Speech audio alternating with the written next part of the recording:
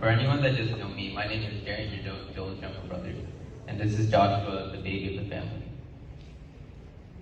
Joel always knew public speaking was one of my worst fears, so I feel like he's laughing at me down from heaven right now. Joe Jijo, Super Jijo, Mo Boy, Sehion Soldier.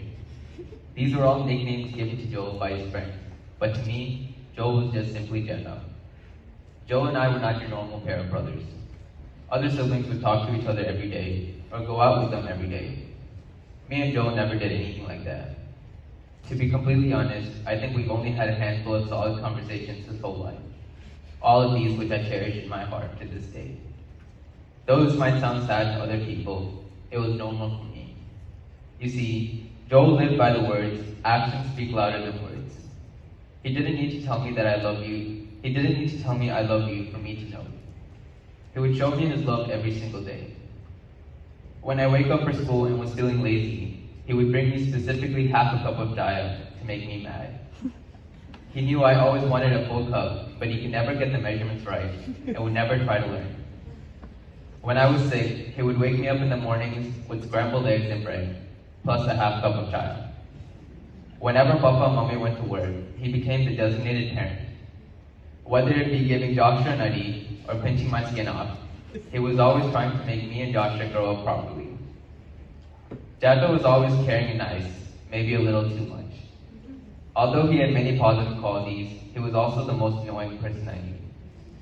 You guys have heard all the good things about him so far today, but my perspective of Jato was a little different. After living with him for 17 years, you've seen some things that you don't want to see. In my eyes, Jato was an irritating, ugly, bothersome brother.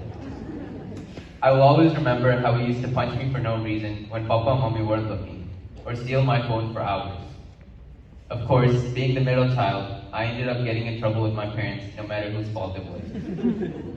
He was always a little too good at twisting the story up in a way that benefited him.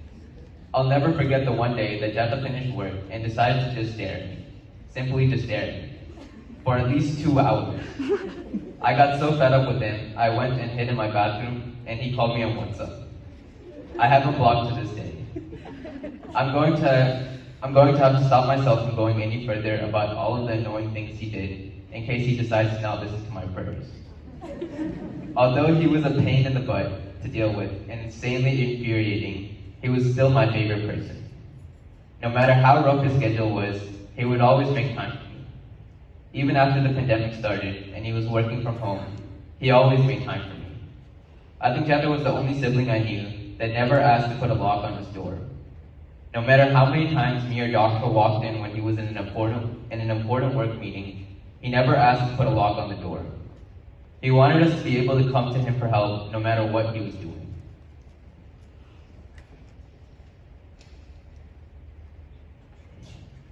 Jato always helped me with my homework, and honestly, I would not have passed school this year without him. Life is going to be so difficult without you, Joel Jato. I don't know who I'm going to annoy when I'm bored now.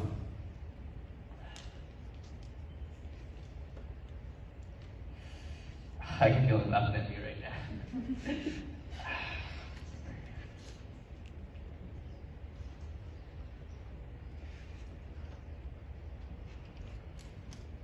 I don't know who I'll go running to with my questions and random stresses. Jato was the biggest blessing God has ever given me. Even though Jato went to heaven suddenly, he made sure to leave something for me.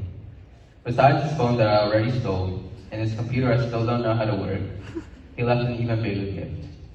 As I lost one brother, he made sure I gained 7 new brothers and even a couple of sisters.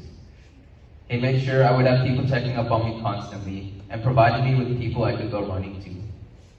All of these people know who they are, and I just want to let you know that I appreciate you guys so very much. Joe always seemed to have an unlimited space in his heart, and his friends had a huge chunk of his heart. He made sure his friends were always happy, and best of all, getting closer to God. Jato has a diary at home, and in it, on December 18th, 2020, he found a beautiful Bible verse. 1 Corinthians chapter 2, verses 14. Being friends with people that are not spiritual, it is harder to worship. Most people would have read this and decided it was time to drop their friends. but Jata, being the person he was, took this as a challenge. He decided it was time to make his friends closer to God. Whether it be a small thing such as making them all do a prayer together, or simply being a role model, he was always trying to bring them to heaven. Jata often took sacrifices for other people, such as sleeping on the floor or skipping one meal for his intentions. Whatever it may be, Jata loved the people he called his friends and family. One thing about Jata I'll never be able to forget was his highly infectious smile. No matter what time it was, Jata always had a grin on his face. His smile always seemed to spread to those around him. Jata's huge smile will constantly be missed. I'm going to miss seeing those teeth brightening up the world around him. I promise you, Jata, I'll be strong for Papa and Mommy. I love you so much, Joe, and will forever miss you.